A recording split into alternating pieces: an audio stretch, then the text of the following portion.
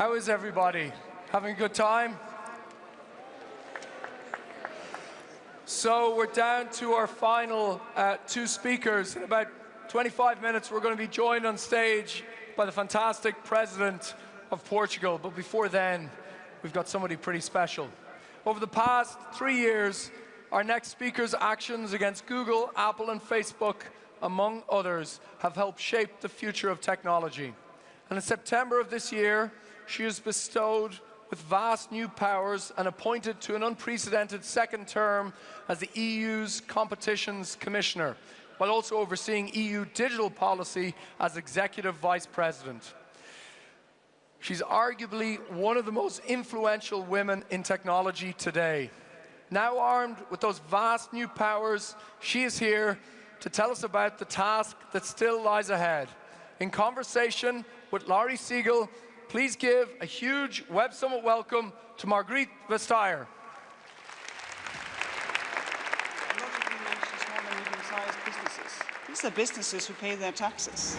The real guarantee of an innovative future comes from keeping markets open so that anyone, big, small, can compete to produce the very best ideas. Because obviously, this is a global matter. This is not about Apple. This is not about Android. This is about Google behavior. For everyone to participate in paying their fair share, not more, not less. A behavior that's illegal for a dominant company. We will keep focusing, keep analyzing, keeping an eye so that technology will serve us and not serve itself.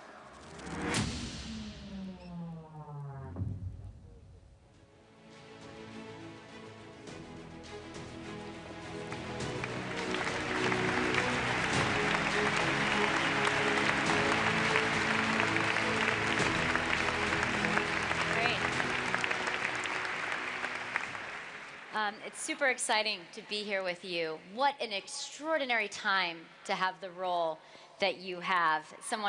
I was doing some research and someone said she will have more leverage than anyone else in the world. She will be the most powerful regulator of big tech on the planet. And I know you've expanded your role now.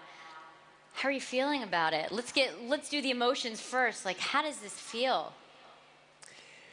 Well, I would have felt alone if it wasn't for this. Because, you know, they say that it takes a village to raise a child. I think that it takes a community like this actually to make tech serve humans, because this is what we're going to do. Well, it's certainly at a time when I feel like technology and humanity is clashing in a very interesting way. You know, what would you say in this new role, or the expanded role, is your most important priority? Well, the first priority would always be humans. That technology should serve us, and that we need humans to understand what is going on, to create what is going on, and to do that as a community. The challenges that we have to make the tech community in itself, the user community, much more diverse, and also to reflect the world that we want to live in. Because if you look at the data we have, but also the data that we're missing, to make that available, to have the necessary skills and sufficient investment. But the bottom line of all of this is that we may have new technology, but we do not have new values. Dignity, integrity, humanity, equality, that's the same. You know, you've been known to take on the big tech companies. Patty was just talking about some of those, Apple, Amazon, Google. Do you think, I mean, have you witnessed them change? Do you think they're actually changing their behavior? And if not, what will? Will it be more fines? Or do you think, I know back in the US, you have presidential candidates talking about breaking them up. What do you think will actually make them change? Well, first of all, they're different. They're different in their approach. They're different in their approach to law enforcement. They're also different when they partner up, because we do that as well. For instance, when it comes to fighting illegal content. But if I've seen change, it is basically to have even bigger ambitions. If you look at new Google services being launched, if you look at the Facebook Libra plans, if you look at the Apple streaming services, you see still bigger ambitions. And this also shows me that we have reached a phase where competition law enforcement can only do part of the job. We need to find the right level of democracy framing tech and say, this is how you should serve us. I mean, let's talk about Facebook, right? A lot of controversy over their cryptocurrency, a lot of controversy over Libra. Should it be allowed to proceed given Facebook's history and handling privacy? Well, first and foremost, we're trying to figure out what it is. And we can do that. We can look at it even though it doesn't really exist yet. But this is not just for me as Commissioner for Competition. This is for the entire Commission. Because we have questions not only about tying of the Facebook product and the payment product and the dominance of Facebook, but colleagues of mine, they are asking questions about money laundering, terrorist financing, financial stability, you know, all the things that may come when you create a currency that is not under the control of authority. I mean, you go to Silicon Valley, and I've been covering tech for a very long time. You go to Silicon Valley, you are actually feared in Silicon Valley. I mean, there's a total filter bubble in tech sometimes where you hear the US government say a lot of things. You hear the FTC put these fines out there, the DOJ, but I think there's really a fear that you'll come in and make real changes. Do you think that US regulators are afraid to really punish technology companies? I mean, there's a really interesting contrast between Europe and America. That may have been, but what I sense is a very renewed, not only interest, but also engagement by US authorities to start asking questions, to start engaging, to start investigating. To say, well, maybe there's an enforcer role for us here as well. And that is very, very welcome. You know, there's this ongoing debate at Facebook, going back to Facebook, about political ads. I'm sure you guys are speaking a lot about this. Twitter has drawn a hard line on making the decision to ban them. Jack Dorsey has said he won't allow political ads on the platform. Mark Zuckerberg says despite the fact that they could be spreading lies, that it shouldn't be up to the tech companies to judge what's true. Essentially, it's not their responsibility. I know you guys are thinking, you're thinking a lot about this type of thing. Who do you think is right? Well, I think we have discussed in depth, at length, in the real world, what we want to accept and what we will not accept. I simply do not understand why that is not the same thing in the digital world. Because this is something that we have discussed. And that has been back and forth, and it has taken us ages. And we say, well, this is the framework for political advertising. This is the framework for our democratic debates. Why that should be any different in a digital world, I don't understand. And the second thing is that maybe we should do even more. Because the risk is that we completely undermine our democracy. Democracy is supposed to take place in the open, where a political ad can be fact-checked, contradicted, different opinions can be offered, it can be supported. But if it's only in your feed, it's only between you and Facebook, and their micro-targeting of who you are, that's not democracy anymore.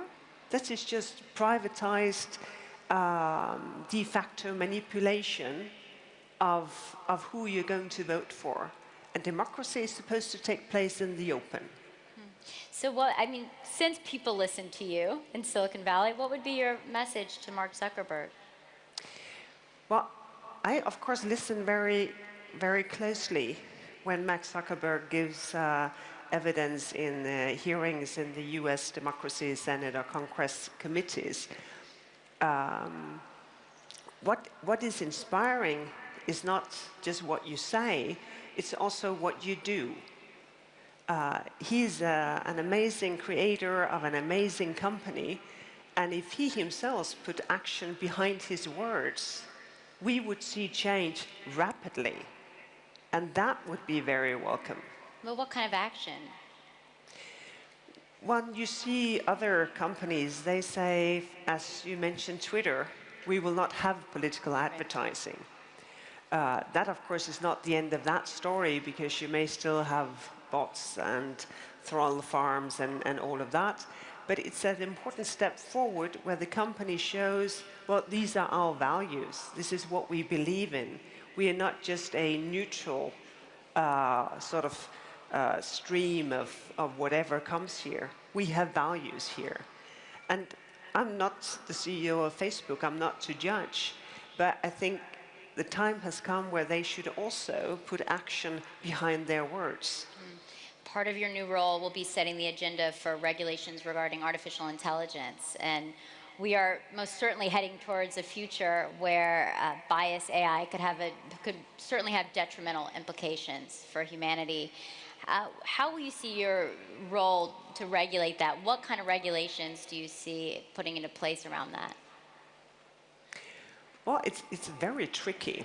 So the first thing that we'll do is, of course, to listen very, very carefully to stakeholders everywhere.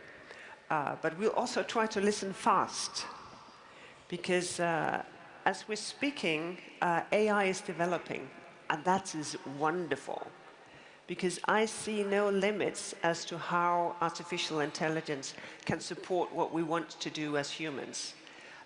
Take climate change. I think we can be much more effective in fighting climate change if we use artificial intelligence.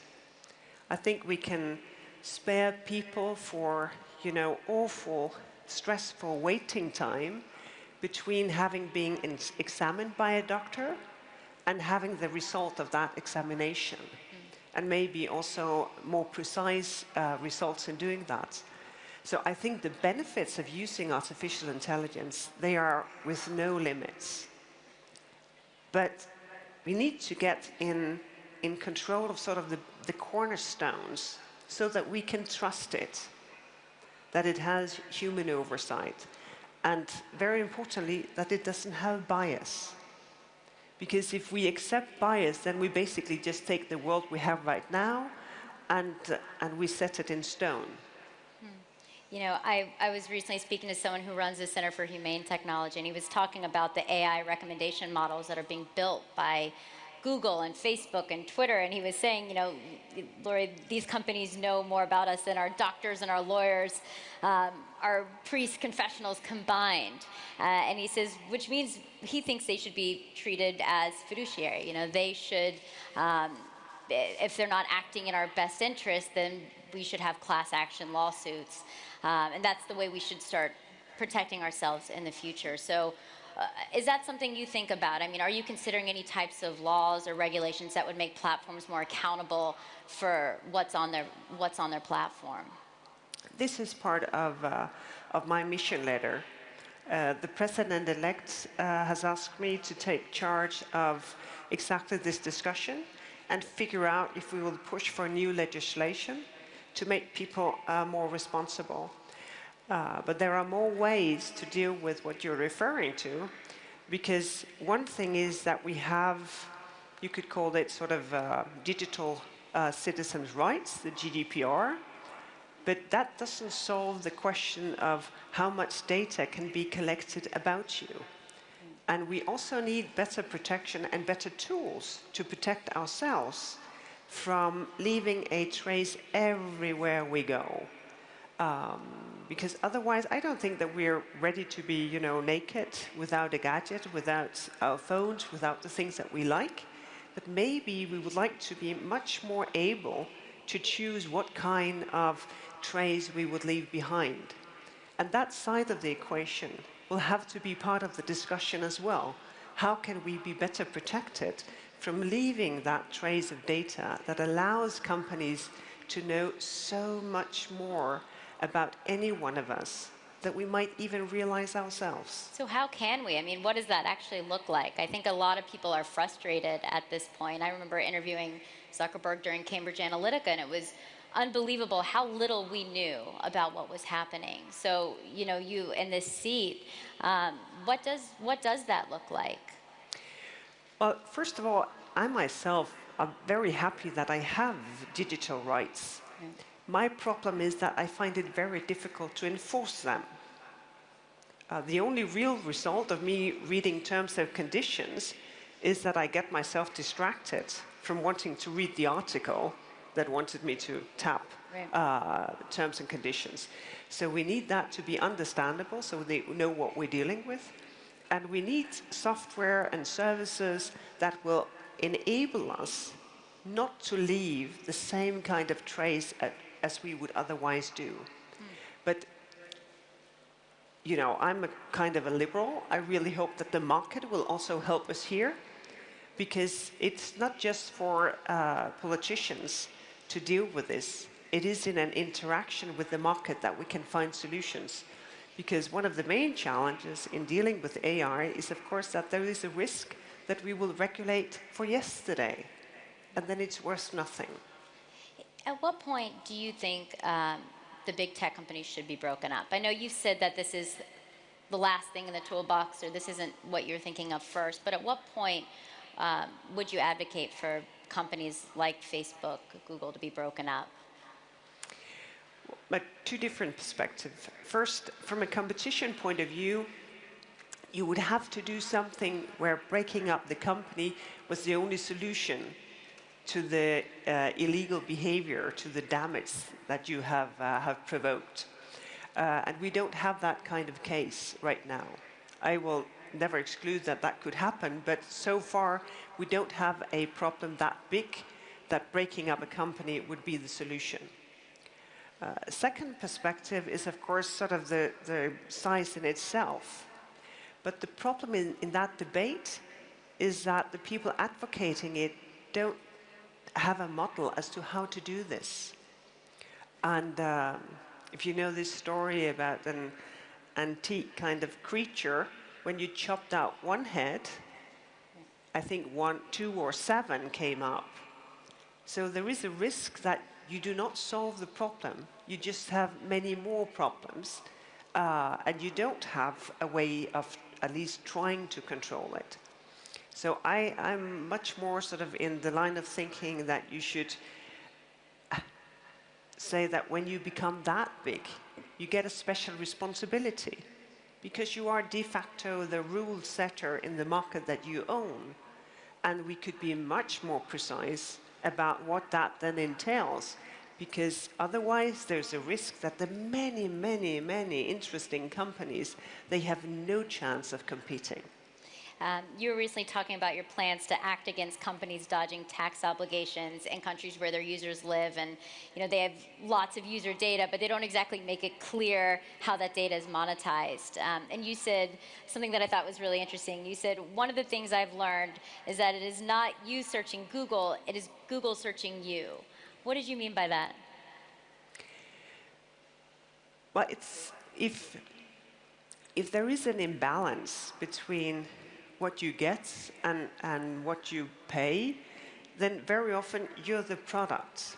It is you who are being searched, because all the data that you leave behind, they make you part of the product. So whenever you make a small query, well, that query is not just a window into the internet, it's also a window into you. And part of the amazing technology that they hold is the technology to not only predict what you want, but also to nudge you into making choices that you may otherwise not have made. And you know, one of the reasons why I really love a good magic show is that this is labeled, you're going to be manipulated, because you know this is a trick. There is a card somewhere in the sleeve. There is something happening. You know, and you find that it is fun, and you are amazed. And if that was the case all the time, that you know, this is a prediction, we take all the data, all the knowledge we have about you, then you would have a different relationship. But here, at least for me, I still have this sense of, this is the right answer. This is the truth I'm presented with, and not a prediction about what I want to do next. What do you think, as we head into 2020, what do you think is the biggest threat facing technology?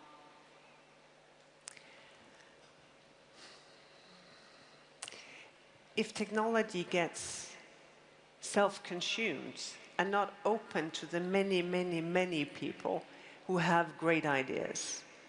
In Europe, over the last 10 years, has developed a vibrant, dynamic startup community with a lot of also scale-up potential.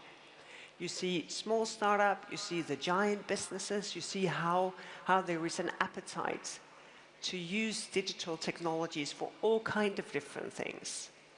If tech sort of gets something that is only embedded in giant companies, that is beyond our democracies, then I think we lose trust in technology. And part of my mission is that we build trust in technology by making sure that we can reach for the potential, but we can also do something to control the dark sides. Do you think that's where we're headed? Well, I will do my best, Right. but with great teams and a lot of determination, I think that our democracies can find that kind of solutions, yes. I have to ask this because, I mean, he talks about a lot of people, but he spoke about you recently. President Donald Trump accused you of being the person who hates the United States more than anyone I have met. So I just want to give you the opportunity really quick.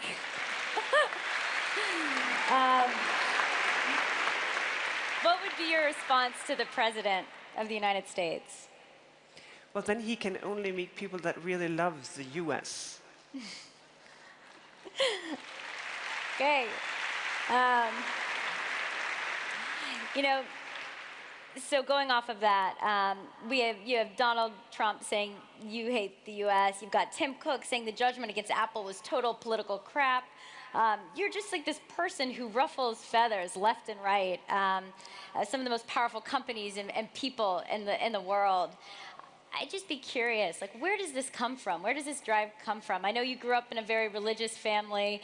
You just go up against everyone. Are you ever fazed? Well, actually, maybe the point was that my family my both parents are a priest in the Danish church, but they were never that religious. What they were they were open for contradiction. And when I was very small, I read, and we only had a weekly paper, and my dad was active in local politics, and there was a very, very angry piece in that paper saying that he was completely and everything was wrong and he should never and all of that. And I was devastated. And my dad, he was enthusiastic. This was exactly what he wanted to achieve, that someone contradicted him. So I have been taught that saying what you think, doing what you find to be the right thing, when people contradict you and disagree with you, that is not a mistake or an error or bad.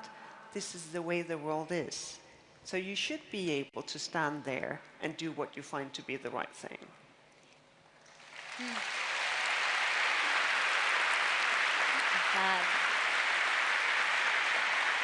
You know, in the time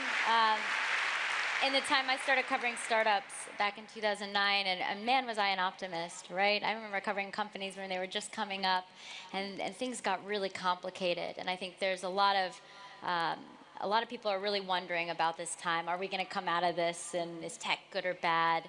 And so I'd be curious, because I go back to what I said at the beginning of this conversation, which is what a fascinating time to sit in the seat that you sit in.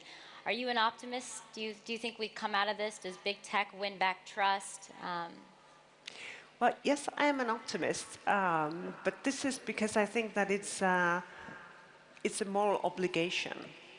Because pessimists, you know, they really never get anything done. Because it's worse tomorrow, so why bother? Cool. Great. Well, now we're out of time.